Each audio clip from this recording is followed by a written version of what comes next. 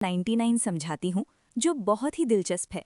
ये सवाल उस समय का है जब 1942 में गांधी जी ने भारत छोड़ो आंदोलन यानी क्विट इंडिया मूवमेंट शुरू किया था। उस शाम गांधी जी ने देश के अलग अलग लोगों को कुछ खास निर्देश दिए थे, लेकिन उन्होंने असल में क्या कहा था, इसमें ही ये सवाल तुम्हें फंसाने की कोशिश कर रहा है।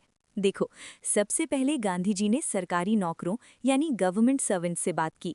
उन्होंने उनसे ये नहीं कहा कि तुम नौकरी छोड़ दो या इस्तीफा दे दो। नहीं, उन्होंने बस इतना कहा कि तुम अपनी नौकरी मत छोड़ो, लेकिन दिल से कांग्रेस के प्रति वफादार बन जाओ और अंग्रेजों की जी हजूरी करना बंद कर दो।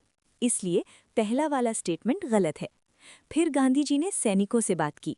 उन्होंने फौजियों से भी ये नहीं कहा कि तुम सेना छोड़कर भाग जाओ। उन्होंने कहा कि तुम अपनी पोस्ट पर बने रहो, सेना मत छोड़ो, लेकिन एक शर्त है, अपने ही भारतीय भाई बहनों पर गोली मत चलाना। तो मतलब दूसरा वाला स्टेटमेंट भी गलत है, क्योंकि उसमें लिखा है कि उन्होंने पोस्ट छोड़ने को कहा था। आखिर में गांधी जी ने भारत के राजा महाराजाओं यानी प्रिंसेस ऑफ प्रिंसली स्टेट्स से बात की। उन्होंने राजाओं को साफ साफ कहा कि अब राजा बनकर राज करना बंद करो और ये मान लो कि असली ताकत जनता के हाथ में है। उन्होंने राजाओं से कहा कि वे अपनी प्रजा की संप्रभुता को स्वीकार करें, न कि अंग्रेजों की। ये बात बिल्कुल सच है।